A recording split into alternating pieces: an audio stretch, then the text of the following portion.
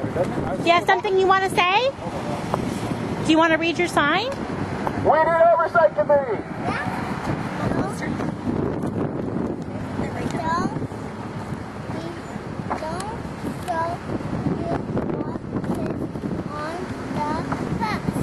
Very good. Do you have anything else you want to say? Are you glad you came out today? Here you go. Don't throw the kids on the bus. Perfect. And Emma's sign, care about our kids. Care about the kids. That's right. Emma, do you have anything you want to say? Just care about our kids? Care about our kids. Very good. Education, not litigation. Aaron's on the bullhorn. Good job. No money for special ed because county schools are fraud. Liz, do you have anything you want to say? Education, not litigation. Our kids are our future. Please, let's put all the investments we can on them. Do not take their funds away. Remember, they're going to take care of us when we get older. The more we invest, the better the future looks. The less we invest, bad future.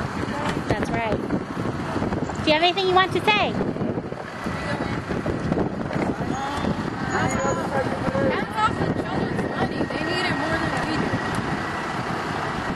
Very good. All right. Do you guys want to say anything? Get rid of the white rooms and no more putting your hands on our children. They deserve services. That's right. Hands up our kids. Did you have anything you want to say? Okay. Thank you guys. No more white room. Give them over Hands here. off our kids. What's a white room?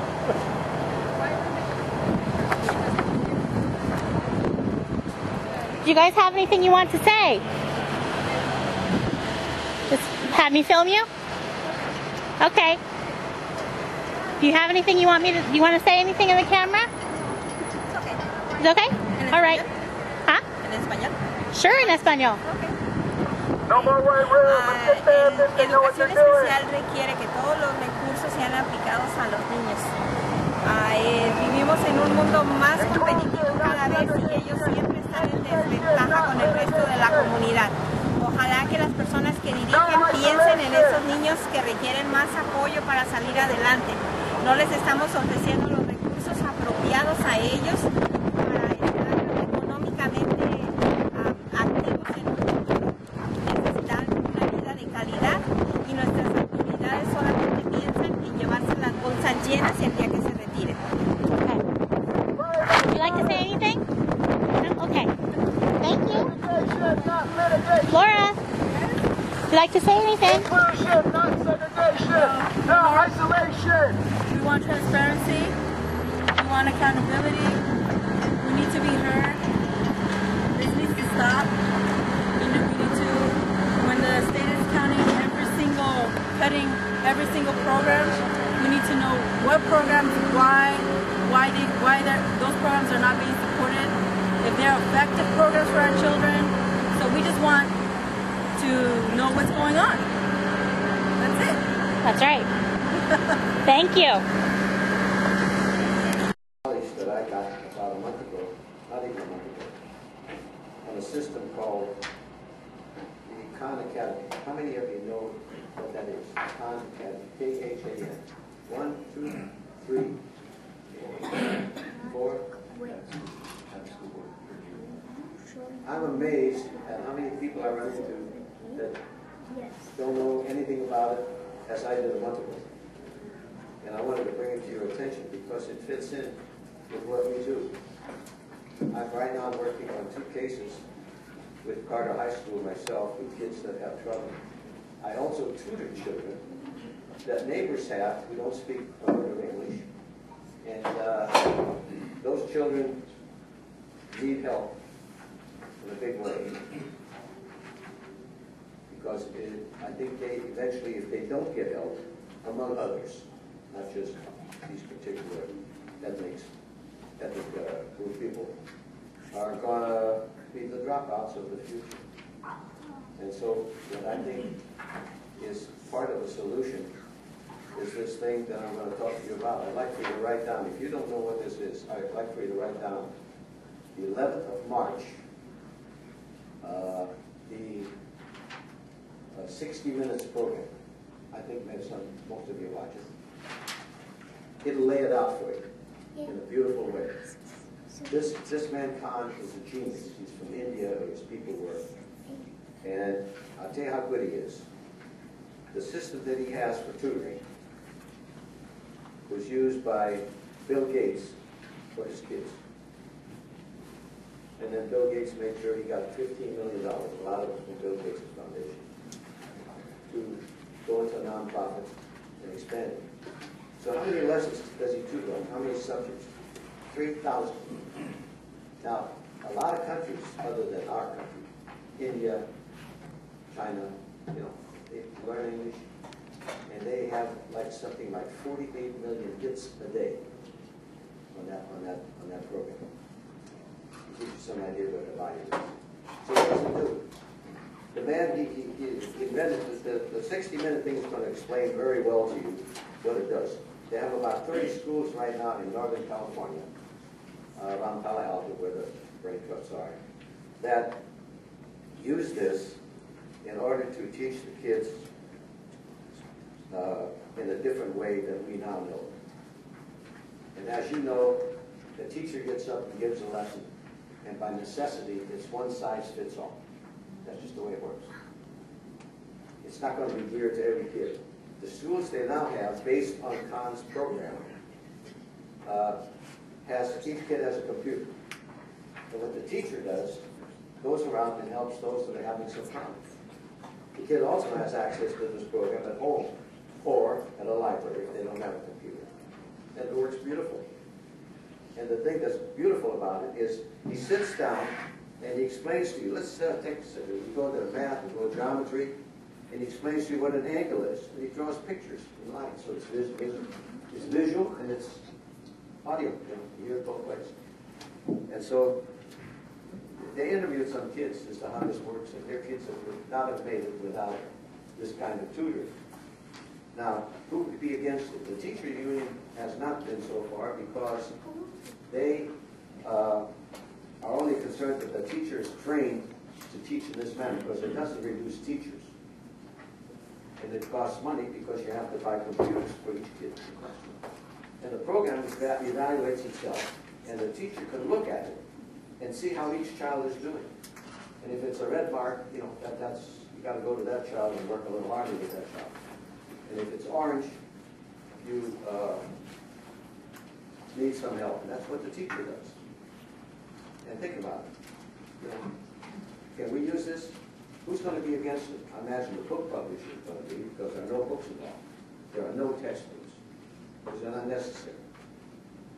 And so that's how they run these 30 classes, which I think all of you that are in this field that you're in ought to be aware of and look at and see what can you do here. Can you, you have teachers on assignment. Can they facilitate this kind of thing? Go out to the school districts. Maybe start it here at San Bernardino. Because there are other people doing it, and it's progressive, and it's a new way of teaching kids. And am I concerned? I'm so concerned. I've spread this thing all over at parties. I had a party, I went to a party Saturday. The woman pulls out, she needs some boning up on geometry. She pulls out her little eye, whatever, and she gets the program right up on it's free. If you go to Google Chrome, for example, it'll lay it right out for you. It starts out with telling you how the heart works. Because he not only teaches, he not only covers subjects like our school subjects, but finance, how government works. Anything you might want to know. And the only thing they don't do, which I wish somebody would do in the future, is teach a language. Just think about it. We get language, we get this, we listen, but we don't see. If he's down there writing the words down, you got the visual, you got the ears, you could learn Spanish a heck of a lot better than I did with a disc. So I'm here really on this subject as a friend of the court, so to speak, and get you interested in looking at this and seeing what you as experts of professionals will do.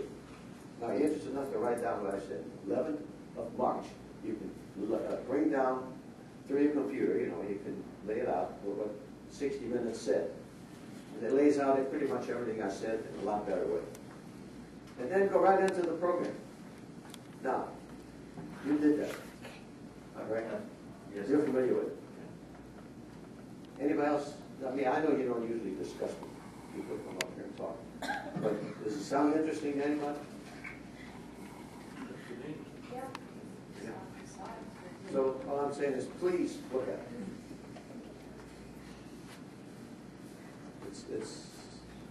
It's now a passion with me. I'm 87 years old. What else am I going to do?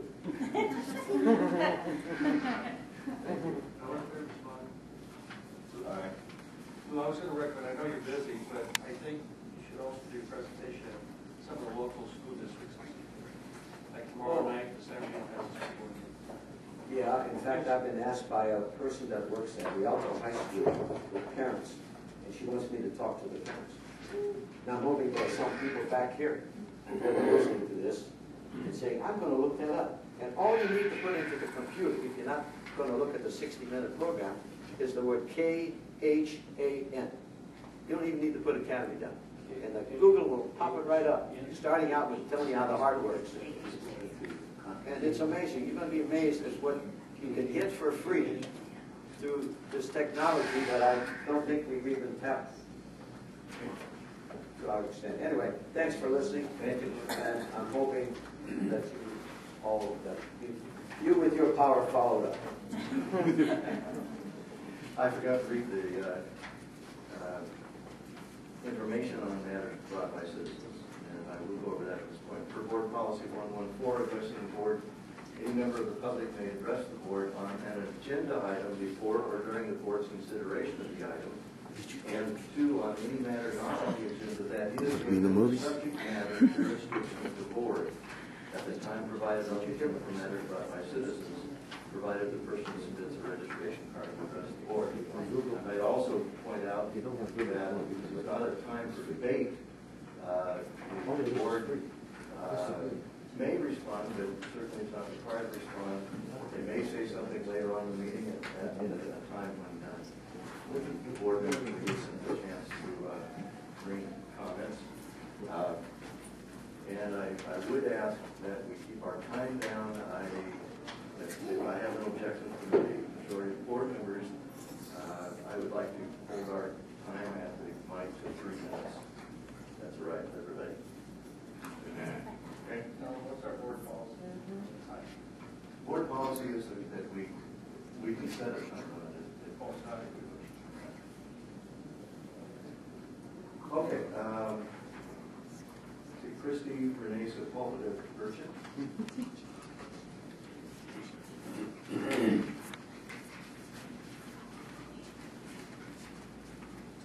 Hello, everybody. I'm here today. We had a little rally out front. I don't know if you guys saw it when you were driving up on behalf of Educate Advocate. And really, the point of several of us being here today is that we want to see more transparency out of this group. We want to see accountability.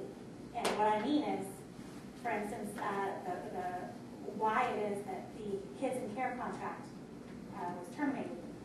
And why is that issue on the board agenda today? That's a question that some of us have. We just want more information. And since taxpayers are utilizing their taxes to fund these types of programs, and this entity as well, we would like some answers. So we're coming to make you guys aware of that, put it on the record, and thank you very much. Thank you. Laura Martinez.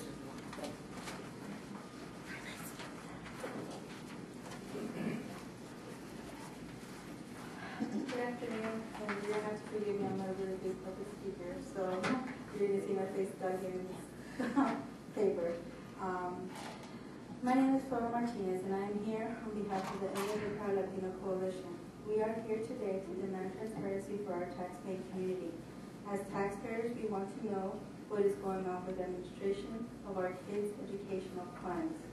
Parents have been requesting numerous times for this, and we have yet to be successful. It is needless to say this, but we need to support each other and work as a team. We need to know who is accountable for any and all fraudulent activities. The Daily Bulletin reported that there was fraudulent activity found with kids and care funds. We want to know what happened to the money.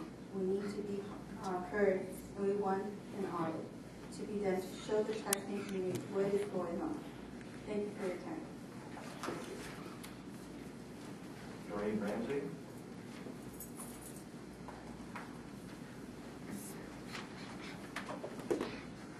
Good afternoon. I just wanted to come up and briefly touch base. Been a busy time in education.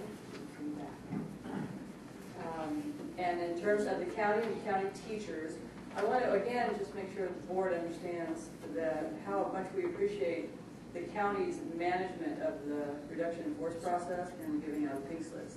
I mean, people talking about the necessary accountability of funds have seen how much money can be spent in various districts that just do blanketing of pink slips to hundreds of employees just in case there's going to be a need to lay some of those employees off. We have traditionally, and we have continued to be very specific on what our needs are. If we do have a need to lose teachers because of reduction in numbers of students that are given to us by the districts we serve, those are the people that, because of those reductions, have to have pink slips. We go through a very solid and specific process to really limit the pain and torture of the poor employee of being laid off and the expense to an organization who could go through a hearing for any of those employees. And it's a very costly hearing just to make sure it was all done appropriately. In all of my 22 years of serving as president, I think I have had 2 teachers request hearings of the county because the process was so open and we were able to see exactly who was on that layoff list, why they were on the list, and all the reasons associated with it. So while I'm sorry anybody has to lose their job, of course, it certainly is a much easier position for me to sit in and know that the process is a very open process in that respect and very limited. So since you don't necessarily have to hear how that all goes, it went as well as can be expected. And now we look to see if the numbers change from districts sending us students, then we have the opportunity to call back employees that we put on that list. So that's kind of the update from where we're at today. Thank you. Thank you. Now moving to number 6, we have a presentation on Briar Drive.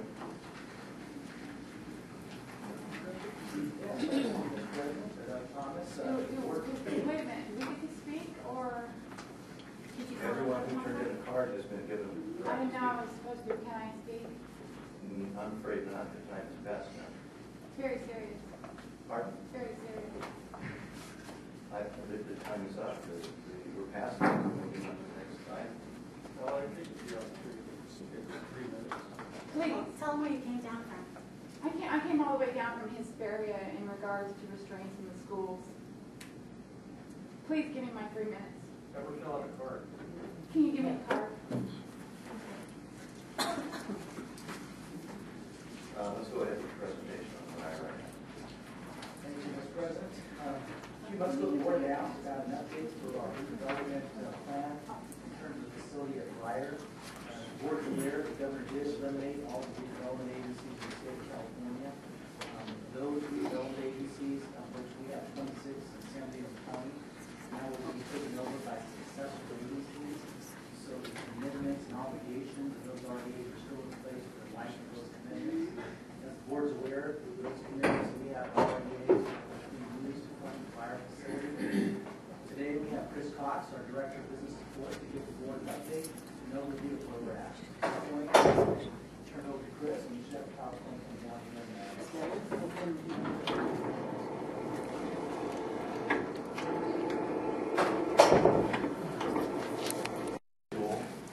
Was here at the beginning of the meeting and didn't understand the process. So I will allow that one single individual to be added to matters brought by citizens. Carolyn Medina.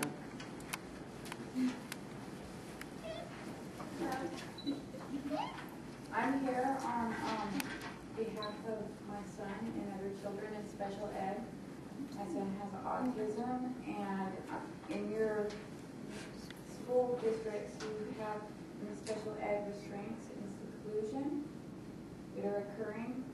Restraints are occurring on a common basis, not last against resort basis, but used for the method of getting the children to cooperate. My son has been placed in a seclusion room for half a day on a daily basis for the past 2 years. I understand you guys were discussing the budget, which concerns me, being that my son is disabled and there is whatever his disability budget comes towards, he has not been receiving any of his therapy needs, such as speech, OT, psych assessments. He was in a quarantine school at Mesa Grande Elementary, Purchase Ferry Unified School District, did not receive his services, and was put away in a white room, and have had restraint administered on a regular basis. Now my child can speak. Most children with autism cannot speak, cannot defend themselves. I have asked that you guys install surveillance for the protection of our children, for the protection of the staff members. With a group of 5 staff members on October 27th, 2011, used restraint on my child, resulting in severe head trauma. And this needs to not continue. No more hands on our children. I received a letter today by email by Dianne Feinstein, our senator. I can provide you guys a copy with it if anybody is of interest. And I would like to read a little bit into it. It says, "Dear Carolyn, thank you for your letter expressing your support for the Keeping All Students Safe Act S.2020. I appreciate the time you took to write and welcome the opportunity to respond. As you mentioned, there is no federal law regulating the use of seclusion and restraints in schools, which have been used in some situations to address violent or non-compliant behavior by children." Keyword violent or non-compliant. Is that a task or a dangerous incident? Furthermore, the letter goes, a 2009 report by the Government Accountability Office's GAO found that the last 2 decades there have been hundreds of cases of alleged abuses or deaths related to the use of these methods in the classroom. State laws and regulations vary widely on this issue, and in California, it is required that teachers and administrators receive training before using restraints, and that a parent receive notice after restraints have been used. Now, my son says he was attacked. School says it was a restraint, and that they are trained, and that law enforcement cannot hold accountability in acknowledging abuse is considered legitimized, despite the outcome of the injury of the child. Keeping Children Safe Act needs to be enforced by the schools. On December 16th, 2011, Senator Tom Harkin introduced the Keeping All Students Safe Act, which would establish minimum standards prohibiting school personnel from using physical restraint or seclusion. Unless such measures are required to eliminate an imminent danger or serious physical harm of the students or others, the bill would also authorize the Secretary of Education to award competitive state grants to establish, implement, and enforce policies to meet the new standards, and to improve state and local capacity to collect and analyze data related to physical restraint and seclusion. S-2020 is currently pending in the Senate Health, Education, Labor, and Pensions Committee. Please be assured that I have noted your support on this bill, and we will be sure to keep your comments in mind. Thank you. Should it come before the full Senate consideration. Dianne Feinstein. I'm asking San Bernardino County Schools to lead the path in stopping putting hands on children for the safety and the protection of children, and to utilize the budget for disabilities on behalf of the therapies and needs of the children. Thank you. I'd like to copy the one. Especially those. I have a question. Is your child enrolled in the Sperry students? Correct. And have you brought this matter to the school district board and superintendent? I brought it to the district, special ed district. I've also brought it to the attention of, I believe, Kenny, the superintendent. The date of the incident, when my son was injured, he was instructed to pick paper off the floor, and my son ignored. And the door was blocked, so he could not walk out to the quarantine room. And restraint was utilized that day. My son does not like to be touched. He has autism. He is very antisocial. And I brought the attention to your superintendent, the special ed director, and so now I'm bringing it to you guys. Do you understand those are not employees of the county office? They're a separate school district. The superintendent reports to the governing board of that district. Okay. But I appreciate the information. I'd like a copy of that as well. Okay. Any avenue is a good avenue. Thank you. Okay, moving to the consent calendar. So moved. Then move the consent calendar. Second by Ms. Blanchard. All in favor of approving the consent calendar, all signify by saying aye. Aye. Opposed, no. Action items, retirement recognition. No, not here. Okay, but we still recognize the Good afternoon, board members and superintendent. I haven't heard the report, so I'll keep my comments basically general. But wanted to address some of the issues in special education. And the superintendent, Dr. Thomas, is the chairperson of the West End Special Education Local Plan Area, the West End SILPA. He's also the responsible local agency that is supposed to report to the state. But this agency, I wanted to bring to your attention, has a budget of $161 million a year. And it seems to me that there's little accountability. Now, we have heard that the Superintendent's Council is the governing body of the agency. However, there seems to be a lot of finger pointing. And I was listening to the testimony of the parent who's dealing with restraint and seclusion issues. And I know what she's probably going through. She's probably getting into the bureaucratic red tape of finger pointing, where you go to your school district and they tell you it's the SELPA. You go to the SELPA and they tell you it's the county superintendent of schools. You go to the county superintendent of schools and he tells you it's the superintendent's council. And then you go to the superintendent's council and nothing happens. We've been there many, many times. But somebody should be looking at these issues. And I would hope that as board members, as people who care about the education of our kids in this county, you would take a look, and if the current process is not working for getting results, that you would be engaged, and I'm asking for your support in taking a look at what's going on. I believe the West End SELPA budget is actually presented as part of the county budget to this board. So this board does have some accountability. I'm hearing the discussion on the $260 for training, but when the administrators are going to training, they're spending thousands and thousands of dollars, and we're not seeing the results. Parents don't have access to those trainings. We pay out of pocket for our own trainings to educate ourselves, and we're not seeing the results with our children. What we're seeing is a lot of adversarial litigation, and parents have no other recourse but to litigate. I personally have litigated against my school district as a West End SELPA because there has been no other remedy. And in a lot of the cases, the litigation could have been prevented at a savings to the district and the county.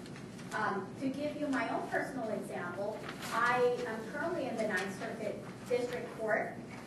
over issues with my school district. And the school district has spent $116,000 to litigate the case. And I've been actually prevailing at various steps in the process. And the dispute is over reading services for my daughter. But here's the irony. We entered into a settlement agreement. She got the bulk of the services. The only part that they didn't comply with was doing assessments and having an IEP meeting. And these were not independent assessments. These were assessments by their own people. So they spent $116,000 to fight that because they didn't comply with the settlement agreement. So I would hope that you take a look at these issues. They're important issues, and nobody seems to be looking at what's happening. And I think we have an opportunity here to prevent something like the kids in care issue that came up. I think that could have been prevented by some accountability, by some oversight, and by basically doing your fiduciary duty to look over the shoulder of the agency. Thank you. Thank you, Ms. Wu. Okay, Dr. Thomas. Well, I can assure you that kids in care matter was handled in the most appropriate manner. We have been running that program for quite some time. We've never had any kind of an issue like this. Some of you may know from the press release we put out that the County Superintendent's Office was contacted back in June of 2010 that they were going to be coming doing a normal review, which they did, and we passed. Came back to us in November and told us they had reason to believe that that audit was not correct, and they wanted to review it again. So we cooperated. They did their review, and they came back to me in December and said that we feel there's some real concerns. So I told them at that time that I was going to launch our own investigation, which we did in January. And at the conclusion of our investigation, we had to concur with many aspects of the state's findings. I was told at that point that their process would be that they would take the administrative findings forward, and it would be sent to a panel. That panel would more than likely would make a recommendation that they discontinue contracts with the county superintendent for the kids in care program. Or we could enter into, we could voluntarily discontinue the program, or we could enter into a transition plan, which actually worked out well. Either way, as my understanding, they would have discontinued the program with our office. So we were able to move forward with a transition plan, and as a result of that, I think we were able to keep our preschool program. We were able to get some efforts from the state to give our employees at least a better than average chance of applying for positions within the administrative unit. So I think we did everything that we could in order to ensure that the right path was taken. And for those of you that have further questions, you know how to get a hold of me. I'm more than happy to meet with you to talk about things further if you'd like. So Dr. Thomas, I think that it's prudent that the community, us board members, get a copy of the findings. It should be a public document. I mean, if there's an employee's name you want to scratch out, I think that's appropriate. But I've never seen any documentation. What are the findings? What happened? I think we need to know. Well, can we get a copy of that? I'm sorry. That's really not in the board's purview. The contracts are between the county superintendent and the California Department of Education. And most of that report has to do with employees. And as you know, I cannot share that information with you or the public. I've presented the facts that I can share to the public in a press release, and I presented the facts that I can't share with the board and 2 goals on. So that's about as far as I can go at this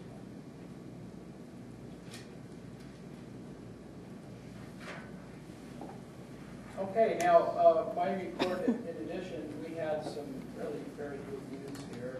I wanted to share that the Women in History Month, the Arrowhead United Way Women's Leadership Council has selected some women, distinguished women, and several of those ladies work here at County School's office. Dr. Lee Stan, our Assistant Superintendent of Human Resources. Ms. Brenda Dowdy, for San Bernardino County, she works with our homeless program. Dr. Beth Higbee, San Bernardino County Assistant Superintendent for